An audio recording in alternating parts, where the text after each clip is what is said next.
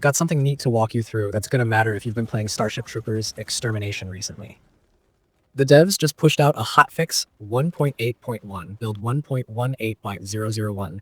And while it's not a massive content dump, it's one of those surgical fixes that actually changes how you'll want to approach a few encounters and how the game feels when you're grinding progression.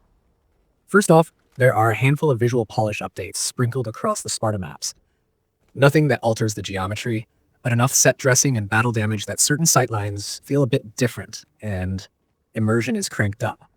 It's subtle, but those small environmental tweaks can change the way you anticipate where bugs will appear or hide, which matters a lot when timing grenades or lining up suppression fire. There's also a meaningful adjustment to how tankers interact with lure items.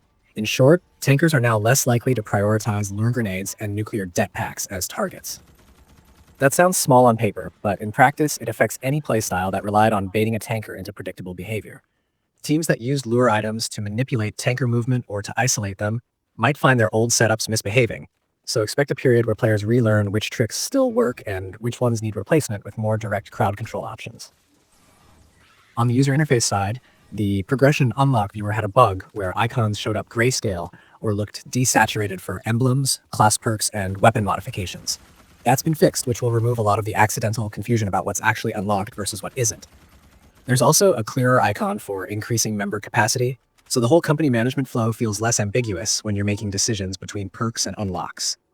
One of the more player-facing fixes is the scan pulse change. It now correctly awards XP for bugs scanned, restoring a reliable flow of experience for support and scout playstyles that lean on scanning to contribute to progression.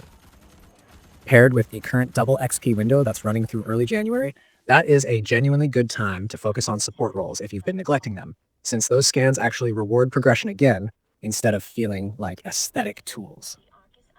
The patch notes call out a couple of known issues worth flagging. There's a spawn location bug in SOG Mission 30 where players can end up respawning in an unintended spot. The recommended workaround in the notes is to restart the mission if you encounter it, which will reset the spawn properly. Also, a tooltip for the Chemical Connoisseur Galactic perk displays an incorrect value in the UI. The perk itself still grants the intended +2 max stim carry capacity, but the tooltip text is misleading. It's a cosmetic problem for now, but one that can cause misreads when planning perk trees, so keep an eye on actual in-game values rather than trusting the tooltip until that gets patched. Thinking about the practical consequences, the lure behavior change is the biggest strategic nudge here. If your squad's default plan involved dropping an attractor and funneling a tanker into a kill zone, you'll probably need to swap that out for more active control.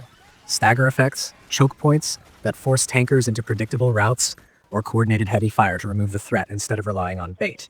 It reshuffles the meta just enough to make some veteran tricks less reliable without completely invalidating them. It's more of a learn the new rhythm situation than a hard nerf that ruins builds.